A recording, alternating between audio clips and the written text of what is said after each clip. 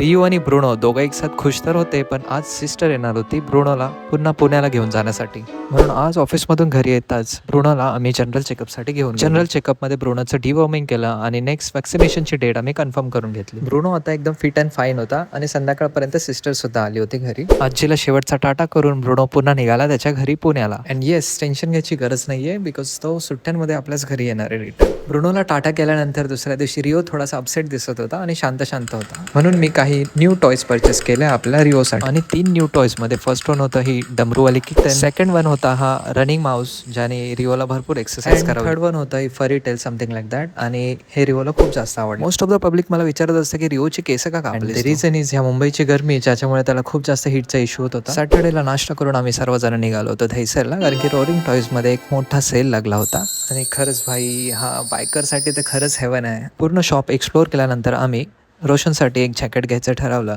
आणि त्याच्यामध्ये त्याला एक फ्री स्पिन भेटला आणि नेक्स्ट परचेसवरती 25% ऑफचं कुपन भेटलं. सेम डेला 25%चा फायदा उचलून श्रीनी लगेच क्लोज घेतले. अँड फायनली विकेंडला आम्ही सर्व मित्र मिळून गेलो होतो नेरेच्या धबधब्यावरती, जिथे खूप जास्त सुंदर दृश्य होतं. धबधब्यावरती तर सर्वांनी खूप जास्त एन्जॉय केलं. आणि फायनली हा शेवटचा पोज मारून आजचा ब्लॉग इथेच संपूया.